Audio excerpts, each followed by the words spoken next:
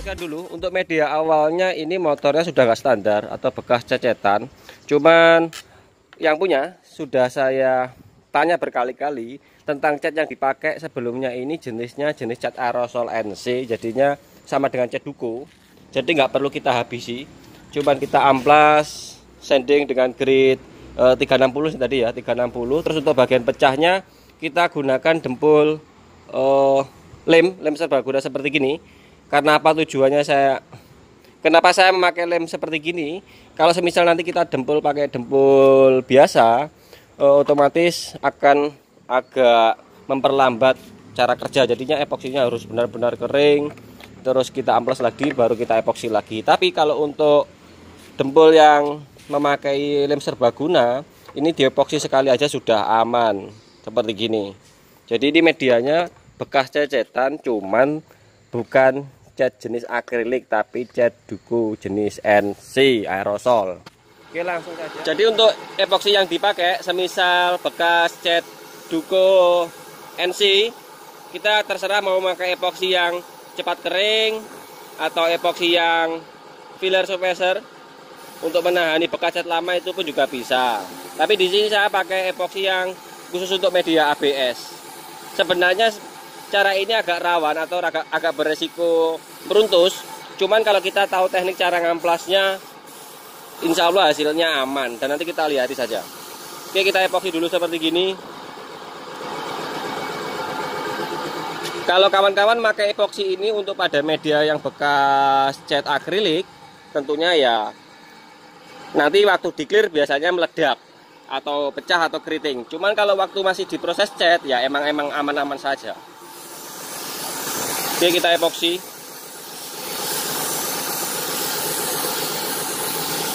Dan mungkin jika ada sambungan yang bekas amplasannya jebol, triknya sama seperti dengan ketika kita melakukan pengecatan pada media yang kondisinya masih original. Jadi kita tebali dulu pada bagian tersebut dengan epoksi yang agak kental. Nanti baru kita double di layer yang kedua. Oke, kita selesaikan dulu semuanya.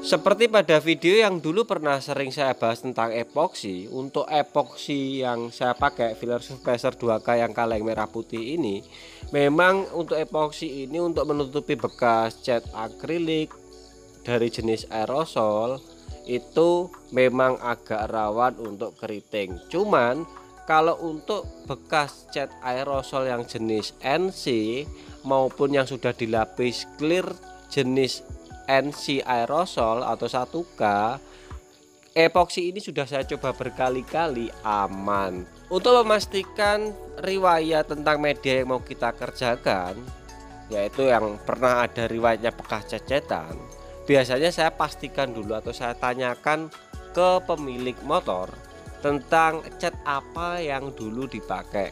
Karena kadang-kadang konsumen ini tidak bisa membedakan antara cat jenis NC maupun cat jenis akrilik.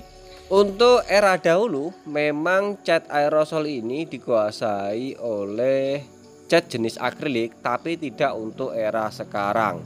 Untuk era sekarang ini cat jenis duko NC sudah dikemas dengan model aerosol. Untuk membedakan antara cat ini bisa kita identifikasi dengan cara kita menyiram atau mengelapnya berkali-kali dengan bensin. Jika cat atau clearnya ini mau meleleh ketika kita siram dan lap dengan bensin, berarti itu jenis cat akrilik. Ini cara untuk mengidentifikasi yang paling mudah.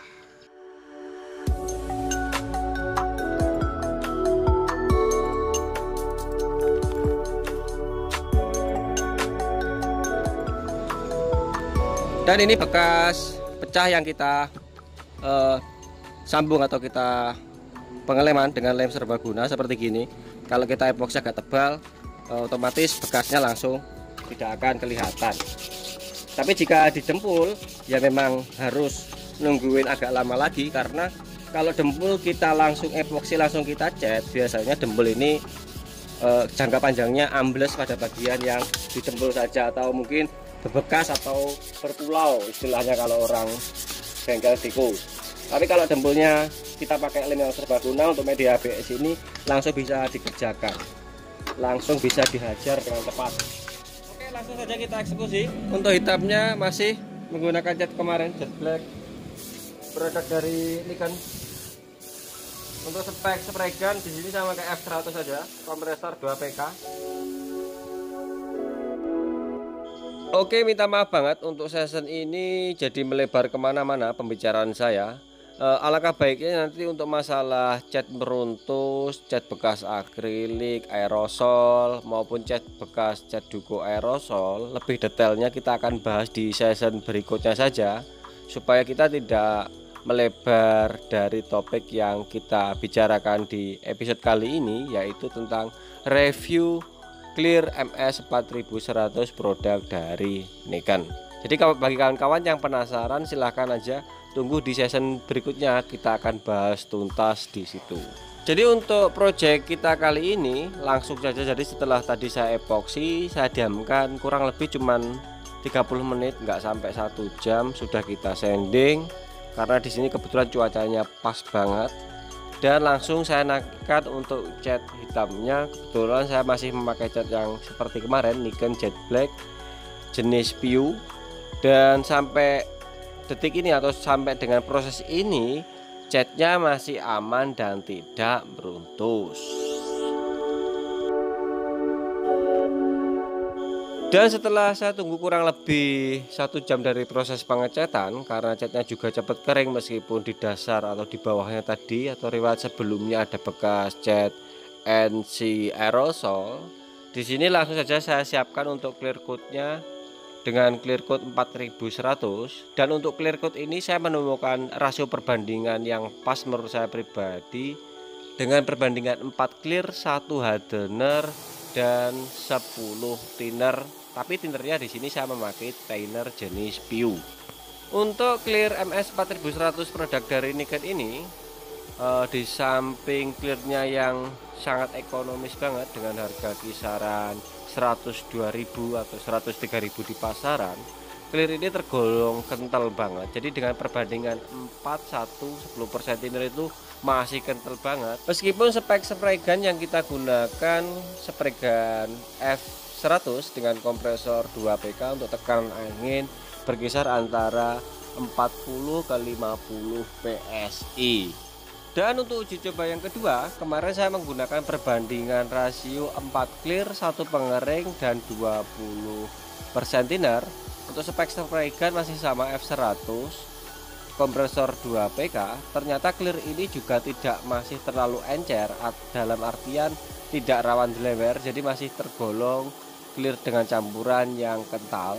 Dan flash off yang saya gunakan berkisar antara 10 ke 15 menit antara jeda layar pertama ke layar keduanya.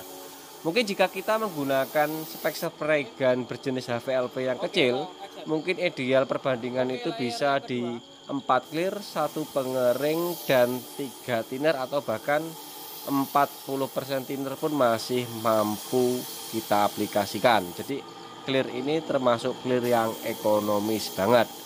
Dan selain itu, clear ini yang saya bikin agak kaget adalah untuk tingkat kekerasan yang sangat cepat, dan hasilnya pun setelah kering juga keras.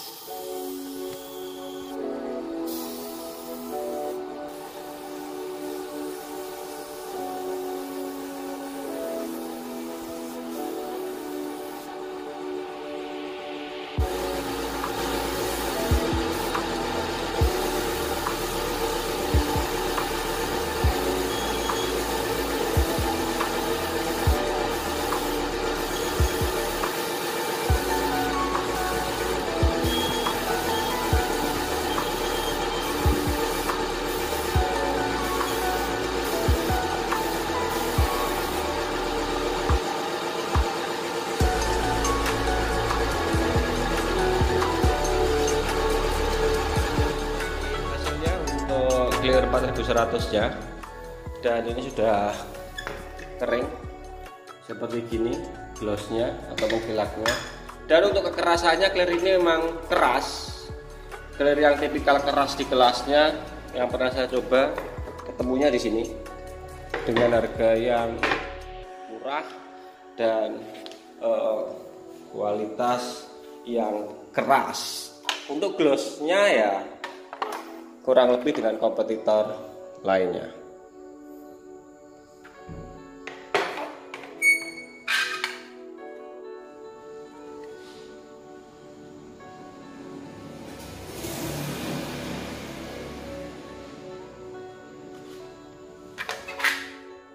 Oke, sekian dari saya, Coli Airbrush, dan ada sedikit slide untuk hasil 4100 pada media yang lain di project kemarin yang nggak sempat saya review, cuman finishingnya sudah sempat kita dokumentasikan.